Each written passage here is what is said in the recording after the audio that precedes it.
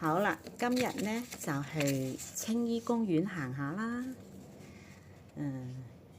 青衣海濱長廊都會行少少嘅，不過主要行青衣公園啦，因為海濱長廊之前已經行過啦。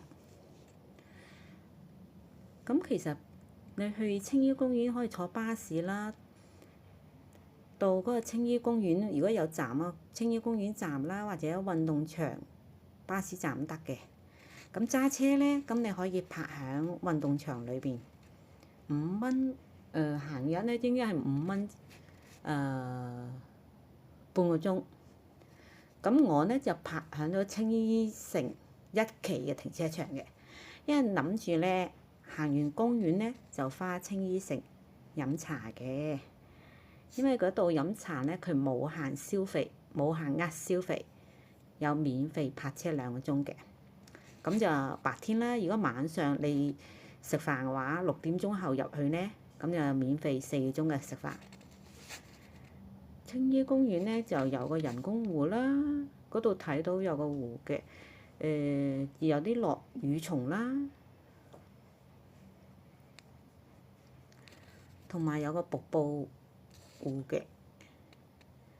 睇落呢度湖呢，就係人工湖嗰度就有啲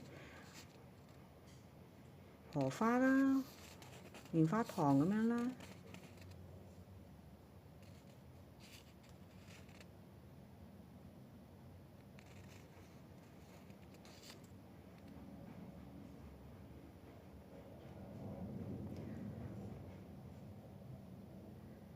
你可以泊喺青衣城1期度呢，上到1樓嗰度呢，經嗰個服務台往運動場嗰邊行，即係過天橋就係青衣公園㗎喇，喺商場度。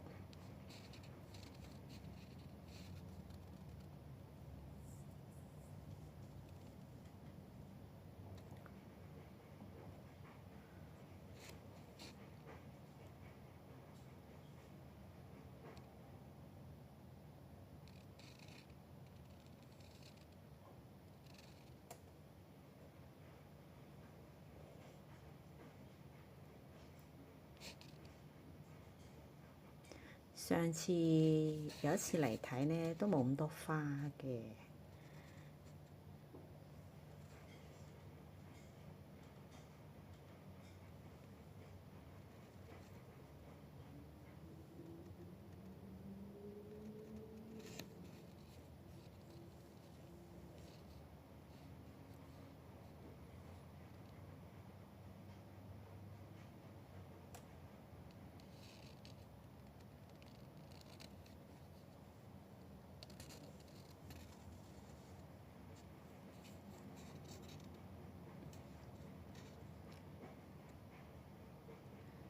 有啲兒童樂園啦，公園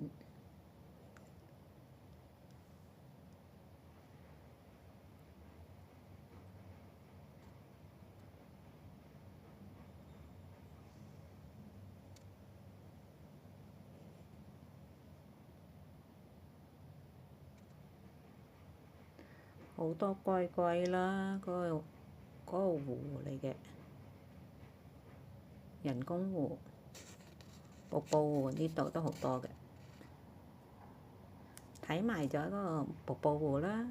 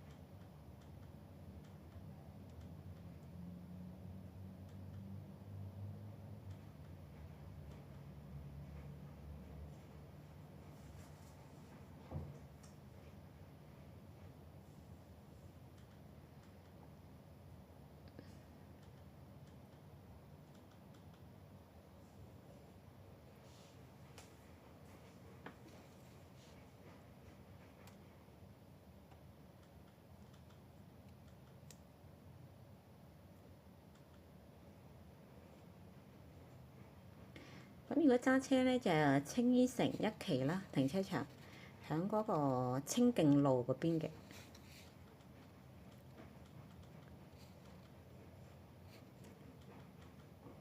佢買嘢 shopping 咧就滿200蚊可以兩張單嘅，滿200蚊就有2個鐘啊！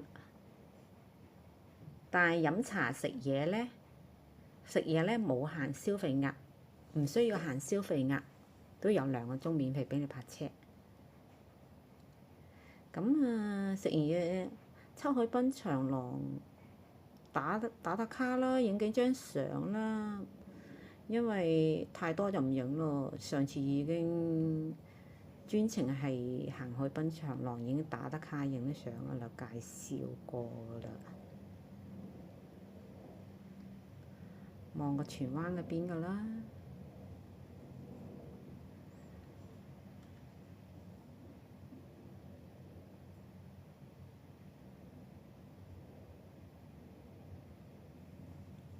因為之前嚟行海濱長廊嘅時候就係泊喺青衣運動場裡面嘅，就冇泊青衣城停車場嘅，所以今次咧就泊喺青衣城停車場啦。我就泊1期嘅，因為1期咧有幾間酒樓嘅，咁泊2期都可以，但係要行過嚟咁樣咯。所以泊1期，如果你想食嘢嘅話，泊1期就好啲嘅，攞車近少少咯。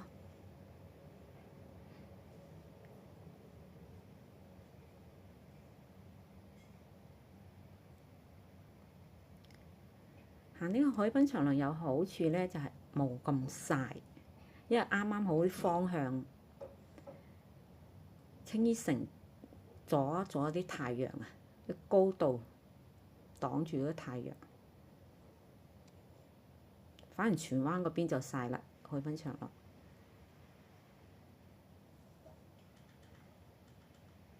好啦，今日就咁多啦，下次見。